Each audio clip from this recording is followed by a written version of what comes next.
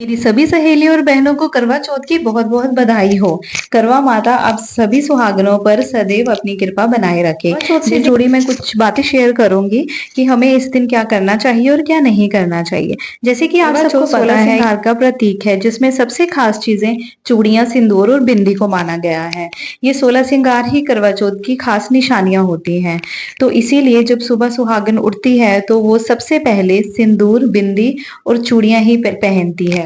इस दिन सभी सुहागिनें तारे निकलने से पहले पहले सुबह उठ जाती हैं, स्नान करती हैं, तैयार हो जाती हैं, ये श्रृंगार करती हैं, सजती संवरती हैं और उसके बाद वो अपना व्रत शुरू करती हैं। लेडीज का इस पर ये सवाल है कि करवा चौथ है किस दिन। करवा महीने की कृष्ण पक्ष की चतुर्थी को आता है और ये चतुर्थी है 20 तारीख को, यानी कि एतवार को, यानी कि इस हफ्ते की एतवार को 20 तारीख को करवा चौथ सेलिब्रेट किया जाएगा और सभी सुहागनें इसी दिन अपना व्रत पूरा करेंगे। और अब बात आती है चूड़ियों की। बहुत सी लेडीज कंफ्यूज होती हैं कि इस दिन कांच की चूड़ियां पहननी चाहिए या प्लास्टिक, मेटल या किसी और तरह की चूड़ियां पहननी चाहिए। तो मैं आपको ये बताना चाहूंगी, आपने देखा होगा जो पुराने लोग होते थे वो हमेशा कांच की चूड़ियां पहना करते थे, क्योंकि कांच की चूड़ियों को ही इस दिन पहनना शगुन माना जाता है। मैं ये कहना चाहूंगी कि आप कोई भी वैरायटी की चूड़ी पहन सकते हैं, लेकिन सुबह उठते ही जब हम अपना व्रत स्टार्ट करते हैं नहा धोकर, तो आपको कांच की चूड़ियां ही पहननी चाहिए। उसके बाद अगर आपको अपनी ड्रेस के अकॉर्डिंग चूड़ी चेंज करनी है, कड़े पहनने हैं या कोई भी चूड़ी, किसी भी मेटल की चूड़ी पहनना चाहते हैं तो आप पहन सकते हैं, लेकिन आपको ध्यान इस बात का रखना है कि कम से कम आपको कांच की 2 चूड़ियां अपने हाथों में रखनी ही है। उसके अलावा आप कोई भी चूड़ा, कड़े या जो भी मार्केट में चल रहा है आप कुछ भी पहन सकते हैं, क्योंकि इस दिन शगुन कांच की चूड़ी का ही होता है। तो इसीलिए मेरी सभी बहनों और सहेलियों से ये निवेदन है कि इस दिन कांच की चूड़ी पहने सुबह, और उसके बाद आप चूड़ियां चेंज करके अपने सूट, ड्रेस, लहंगा, कुछ भी जो भी आप पहनना चाहें उसके अकॉर्डिंग चेंज कर सकते हैं, लेकिन कांच की 2 चूड़ियां कम से कम अपने हाथों में जरूर रखें। आती है सरगी की। हर घर में अलग अलग रिवाज है कि सरगी में क्या खाना चाहिए, लेकिन मोस्टली सरगी में आप कुछ भी खा सकते हैं, आपको जो भी अच्छा लगे। सुबह इतना ज्यादा खाया तो नहीं जाता, लेकिन सरगी में जो मोस्ट इम्पोर्टेंट होता है वो होता है फेनिया, जिसको दूध की सेवैयां भी कहा जाता है, और साथ में कोकोनट, ये जरूर खाना चाहिए। और अगर आप बादाम की कुछ गिरियों का भी सेवन कर लें तो इससे पूरी दिन बॉडी में एनर्जी लेवल बढ़ा रहता है। उसके बाद बात करेंगे प्रेग्नेंट लेडीज की, कि प्रेग्नेंट लेडीज को मेहंदी लगवानी चाहिए या नहीं लगवानी चाहिए। हर जगह पे इसका अलग अलग मिथ है, लेकिन सच्चाई ये है कि इनको इसीलिए मना किया जाता है ताकि उन्हें कुछ भी हार्म ना पहुंचे या बच्चे को किसी तरह की कोई दिक्कत ना हो, कोई इन्फेक्शन ना हो, कोई रिएक्शन ना हो, इसीलिए इनको मेहंदी के लिए मना किया जाता है। बाद बात करेंगे पूजा की। हर जगह अलग अलग टाइमिंग होती है, लेकिन मोस्टली ये 4 बजे ही शाम को की जाती है।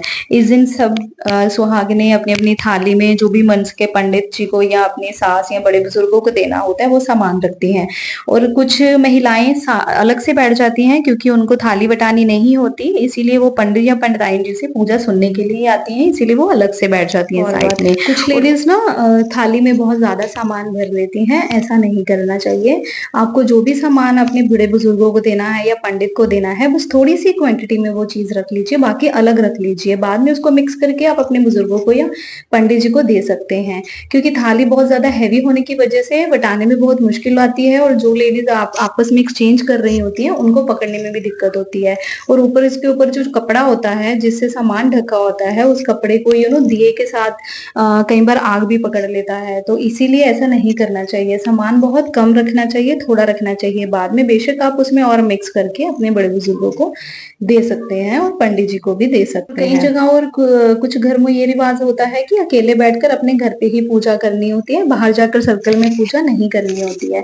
तो उन लेडीज को क्या करना चाहिए, जो तो पहली बार व्रत रख रही हैं, उनको अगर तो अपने घर के रीति रिवाजों का पता है, बड़े बुजुर्गों ने बताया हुआ है, तो ठीक है, उसी अकॉर्डिंग करना है। अगर बड़े बुजुर्ग घर पे नहीं है, उन्होंने कुछ नहीं बताया कि आपको कैसे करना है, तो ज्यादा फॉर्मेलिटी में पढ़ने की जरूरत नहीं है।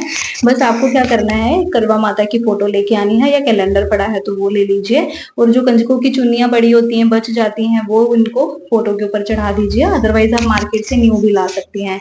बस इनकी पूजा कीजिए, टिक्का कीजिए और इनके आगे अरदास कीजिए कि आप सदा सुहागन रहिए और आपको आशीर्वाद मिले दोनों को। बस यही करना होता है। और बाकी जो सामान, थोड़ी बहुत सामग्री जो लानी होती है पूजा के टाइम, वो तो सबको पता ही होता है। बस इसके बाद बारी आती है शाम के जलपान की।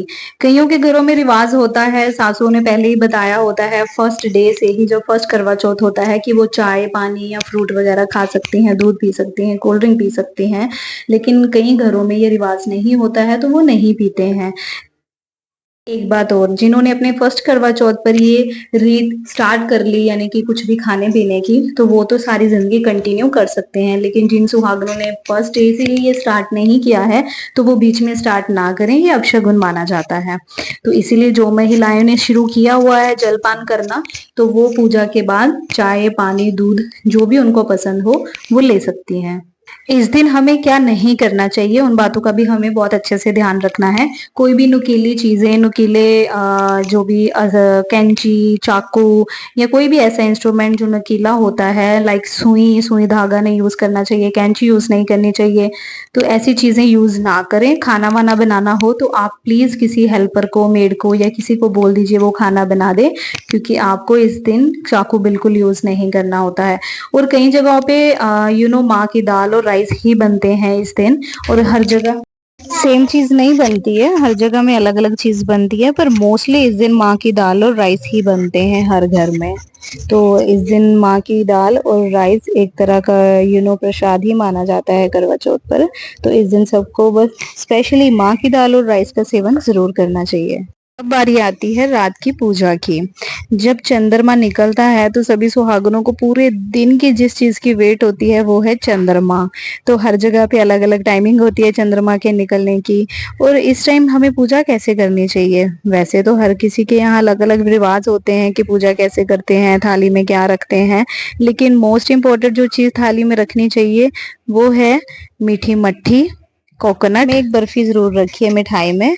और जैसे ही चंद्रमा निकलता है आप लोग छत पे जाइए, चंद्रमा देखिए, पहले चंद्रमा की पूजा कीजिए, उन्हें जल चढ़ाइए और थोड़े से राइस रख लीजिएगा कच्चे, और राइस चढ़ाइए। उसके बाद उनको जो भी आपकी थाली में प्रसाद पड़ा है, कोकोनट का, मट्ठी का, जो भी आपने प्लेट में रखा है वो चढ़ाइए।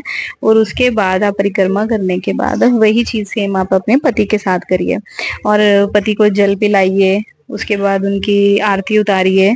फिर उसके बाद दिया वहीं साइड में रख लीजिए, अपने पति का आशीर्वाद लीजिए, चंद्रमा जी से आशीर्वाद लीजिए। और इस तरह आपके पति आपको जल पिलाएंगे और थाली में जो भी आपने सामान रखा होगा, मिठाई कोकोनट या जो भी पड़ा होगा, आपको वो खिलाएंगे।